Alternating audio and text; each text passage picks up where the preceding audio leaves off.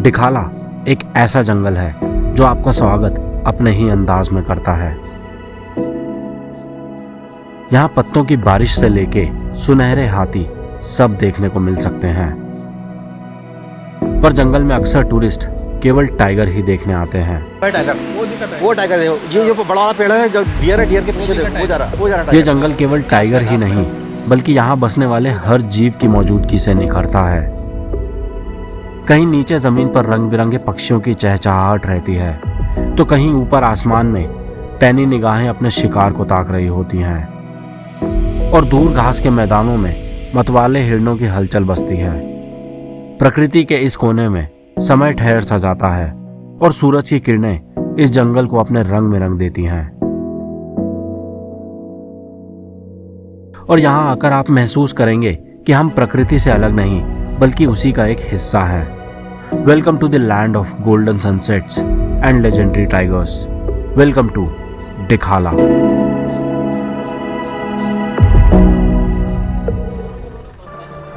Safari का समय पास आते ही डिखाला में गेट खुलने का इंतजार टूरिस्ट से लेकर गाइड हर कोई कर रहा होता है और हर किसी को एक दूसरे से आगे निकलने की होड़ रहती है। और इसी सब आपाधापी में सरकारी गाड़ी सारी गाड़ियों को पीछे छोड़ के आगे निकल जाती है। तो यहाँ पे ना लड़ाई चल रही है कि कैंटर पहले जाएगा कि जिप्सी पहले जाएगी। वैसे जिन जिप्सियों का नंबर होता है सीक्वेंस में उस नंबर से जाते हैं, लेकिन अभी देखते हैं क्या सीन बनता है। और यहाँ कैंटर और जिप्सी में रेस लग जाती है। कैंटर में आने वाले लोग डे विजिट पे आते हैं। जिप्सी में चलने वाले लोग कैंटर के पीछे चलना पसंद नहीं करते क्योंकि कैंटर के चलने से रोड ब्लॉक हो जाती है और जिप्सी वाले थोड़ा कैंटर से फास्ट भी चलते हैं, तो कोई भी यहाँ कैंटर के पीछे चलना पसंद नहीं करता। अब हम लोग आगे बढ़ते बढ़ते यहाँ सांबर रोड पे आ गए थे।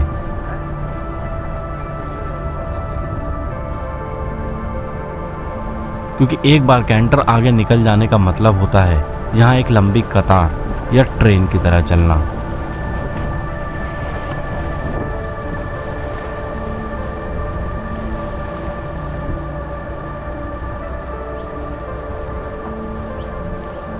यहाँ थोड़ी सी जगह मिलने पर सारी जिप्सी कैंटर को ओवरटेक कर लेती हैं और अपने टारगेट पे आगे बढ़ जाती हैं।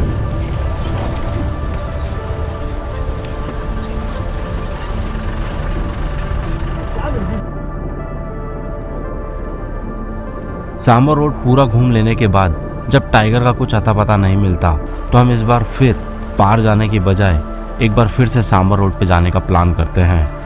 क्योंकि सांबर रोड एक वन वे रोड है, इसीलिए हमको वहां जाने के लिए मेन रोड से घूम के आना था। यहाँ मेन रोड पे खड़े साल के लंबे लंबे पेड़ इस जंगल के छाते का काम करते हैं और थोड़ा आगे मेन रोड पे आते ही इन साल के पेड़ों से एक खूबसूरत नज़ारा देखने को मिलता है।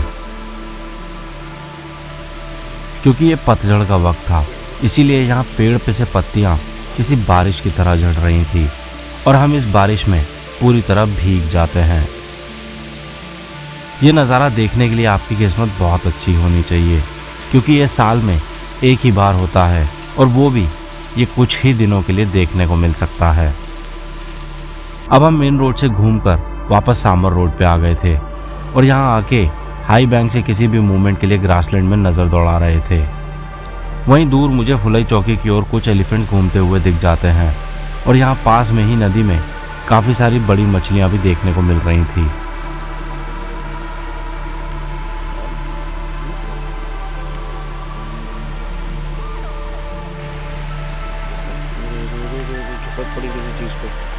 और इन्हीं मछलियों के शिकार के लिए यहाँ एक ग्रे हेडेड फिश ईगल आ जाता है जो कि एक मछली को पकड़ के वहाँ से निकल जाता है।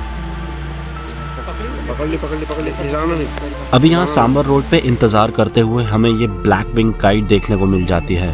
ये शिकारी पक्षी हवा में एक ही जगह पे किसी हेलीकॉप्टर की तरह होवर कर सकता है और ये करने के दौरान इसकी पिछली बॉडी हिलती रहती है, पर इसकी नेक किसी गिम्बल की तरह स्टेबलाइज हो जाती है और सही मौका आते ही अपने शिकार को आसानी से दबोच लेते हैं। अब यहाँ सांबर रोड पे हलचल होने लग गई थी और हम भी यहाँ वहाँ घूमकर टाइगर को स्पॉट करने की कोशिश कर रहे थे। कहाँ है पाजी? राइट में दबाओ, नहीं तो फिर गाड़ी कोई आके लगा लेगी यहाँ पर। राइट में दबा के फिर आगे अंदर बनाओ। वो है क्या टाइगर का है? वो है क्या उधर? वही वही है। दूर है काफी। सामने ग्रासलैंड में हमें काफ़ी दूर से बहुत सारे डियर्स दिख रहे थे। वो दिखा टाइगर, वो है टाइगर, वो टाइगर है। ये जो बड़ा वाला पेड़ है, जो डियर है, डियर के पीछे देखो, वो जा रहा टाइगर घास में। और ये सारे अलर्ट होके हमारी तरफ की डायरेक्शन में ही देख रहे थे। और तभी इन घास से निकल के एक टाइगर इन डियर्स की तरफ दौड़ता हुआ दिख जाता है। उसके पीछे वो टाइगर जा तो रहा, वो वाइट टाइगर, वो आ गया टाइगर, ऊपर आ गया। वो कहाँ पे आ रहा है? वो ग्रीन पैच में आ रहा है। ग्रीन वाला पैच है, डियर है यहाँ पे, वो बीच में सेंटर में। अब आया टाइगर, आ गया वो आ गया ऊपर, वो आ गया टाइगर। वो राइट पे जा रहा है, राइट पे गया आ रहा है अपने काम पे। वो पेड़ के अरे आने तो रुको ग्रीन वाले पेड़ के नीचे खिलाओ नहीं। ग्रीन वाले पेड़ के नीचे चला गया। डियरों को भगा रहा है वो, कोई दिक्कत नहीं है। और क्योंकि ये शिकार के मूड में था, इसीलिए ये जल्दी से यहाँ झाड़ियों में गायब हो जाता है। तो गाइस अभी यहाँ सांबर रोड से पार की तरफ हमें टाइगर दिखा है। वो डियर्स को दौड़ा रहा था, जो डियर्स का ग्रुप जो इधर उधर दौड़ रहा था। तो उस चक्कर में अब जो है हम वो सांबर रोड को छोड़ के पार की तरफ जा रहे हैं कि टाइगर हंटिंग में है, तो क्या पता उस साइड में पास से कुछ शॉट मिल जाए, किस्मत तेज हो तो देखते हैं। बाकी तो अब हम इस टाइगर को ढूंढने के लिए सीधे पार की तरफ आ गए थे। और पार के पुल को आपने ऊपर से तो कई बार देखा होगा, बट आज मैं आपको इसे थोड़ा नीचे से दिखाता हूँ। यहाँ आप देख सकते हैं इसे काफ़ी जगह से सपोर्ट देना पड़ता है और यहाँ साल के पेड़ों के तनों को बीम की तरह यूज़ किया जाता है।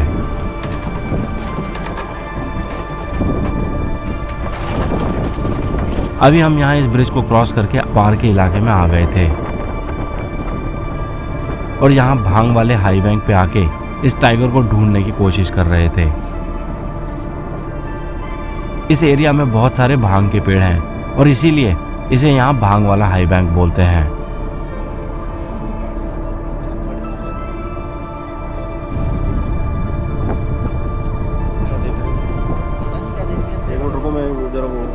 यहीं टाइगर को ढूंढते ढूंढते मेरी नज़र इस इग्रेट पे पड़ जाती है, जो कि यहाँ किसी मछली या मेंढक को ढूंढ रहा था।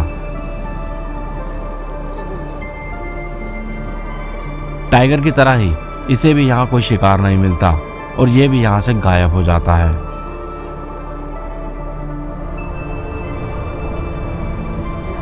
अब हम यहाँ पार में फुलई चौकी वाली रोड पे आ गए थे, जहाँ एक दिन पहले ही मुझे पार वाली हेड ऑन मिली थी, पर यहाँ आज बिल्कुल शांति थी।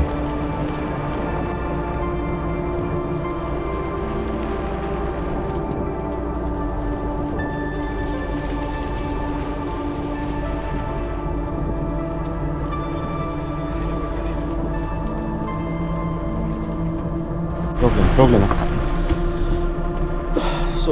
एक ना बड़ी अजीब सी चीज़ देखने को मिली यहाँ पे मेरे को। यूजुअली पेड़ अंदर से जो होते हैं सॉलिड होते हैं, सॉलिड वुड होता है पूरा। कभी आपने पेड़ का तना गिरा हुआ देखा होगा, ये यहाँ पे साल का एक तना गिरा हुआ है और अंदर से ऐसा होलो सा है, ऐसा लग रहा है जैसे किसी ने अंदर इसके ड्रिल चला के इसके अंदर का सामान निकाल लिया हो। यहाँ ये साल के मजबूत पेड़ की हालत छोटी सी दिखने वाली दीमक ने की है और आप इससे उसकी ताकत का अंदाजा लगा सकते हैं।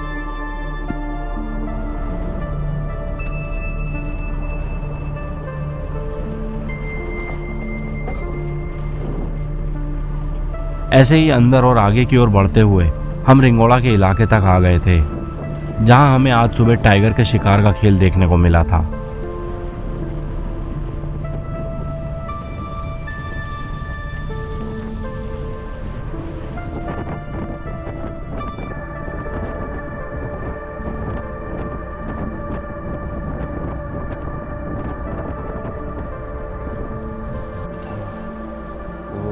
सवेरे के वो जो पंजे वंजे है ना, वो तो शायद उधर बाहर में उसमें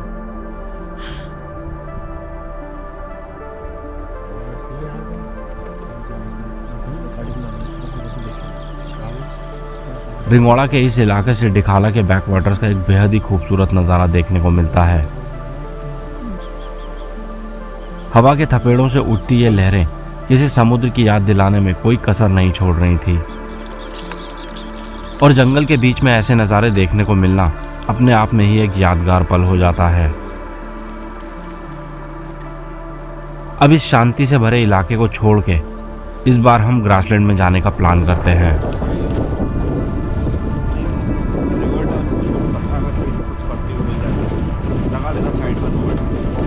और पार वाले पुल पे वापस आते ही हमें ये एक रिवर टर्न देखने को मिल जाती है।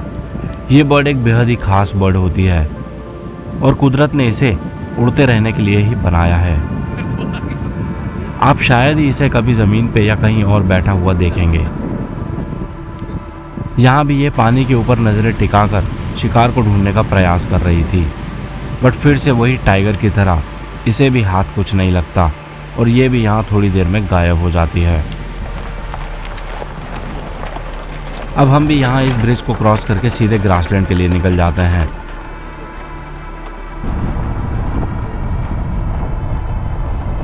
चलो चलो चलो। हाँ, चेन बनी है ना।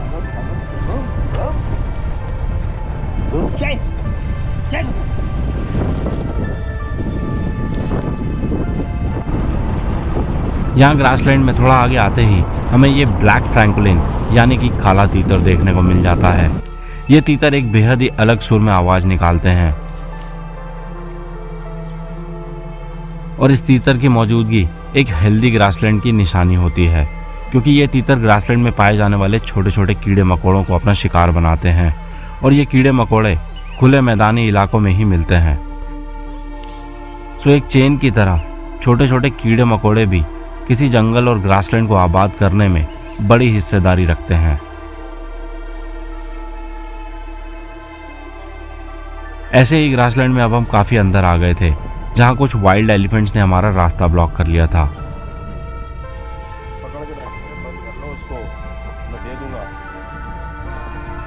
वाइल्ड एलिफेंट एक बेहद ही खतरनाक जानवर होता है और आप इनके सामने कभी कोई गलती करना नहीं चाहेंगे।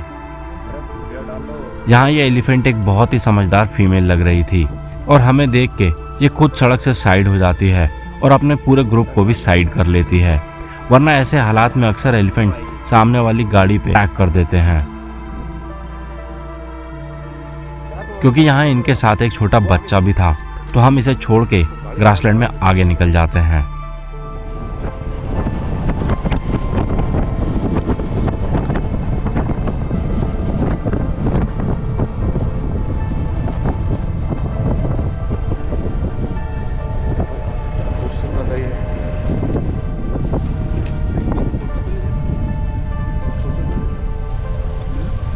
थोड़ा सा आगे आते ही यहाँ ग्रासलैंड में रहने वाले बेहद ही खास और काफ़ी सारे हॉग डियर देखने को मिल जाते हैं।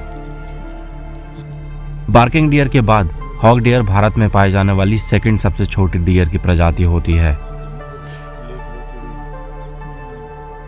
और जहाँ एक तरफ इनके शरीर का रंग हल्का होता है, वहीं दूसरी तरफ उतना ही डार्क और गहरा इनकी आंखों का रंग होता है। हॉग डियर एक बहुत ही शर्मीले डियर होते हैं और ये अक्सर जिप्सी और बाकी गाड़ियों को देख के ग्रासलैंड में अंदर छुप जाते हैं। यहीं हॉग डियर के नज़दीक ही हमें यहाँ ये स्पॉटेड डियर्स का एक बहुत बड़ा ग्रुप देखने को मिल जाता है। ये ग्रुप इतना बड़ा था कि हम जहाँ भी नज़र घुमा रहे थे वहीं पर हमें स्पॉटेड डियर्स ही दिख रहे थे। मैंने आज से पहले इतना बड़ा स्पॉटेड डियर्स का कोई ग्रुप कभी नहीं देखा। अगर आपने ऐसा कुछ कभी देखा है तो मुझे कमेंट करके ज़रूर बताइएगा। अब हमारी सफारी का वक्त भी पूरा हो रहा था और हम कहीं और नहीं जा सकते थे, इसीलिए हम यहीं पास में घूम रहे कुछ एलिफेंट्स को सुनहरी धूप की चादर में लिपटे हुए देखने के लिए रुक जाते हैं।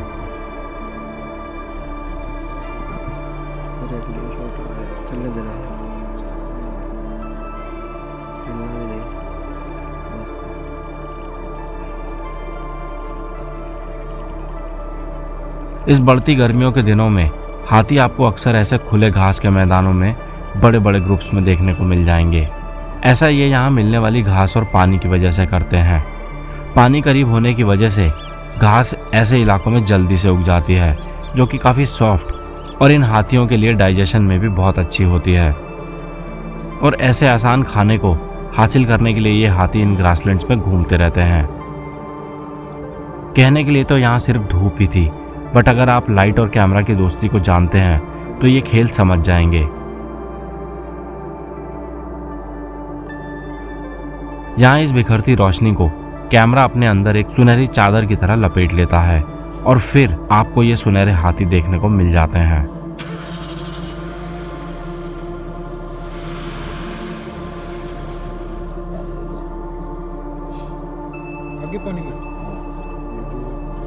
दोस्तों, ये चैनल आपके सपोर्ट से ही चलता है और आपके सपोर्ट से ही चल सकता है। अगर आपको ये वीडियोस पसंद आ रहे हैं तो प्लीज़ मुझे सब्सक्राइब कर लीजिए और बेल आइकन को ज़रूर दबा दीजिए।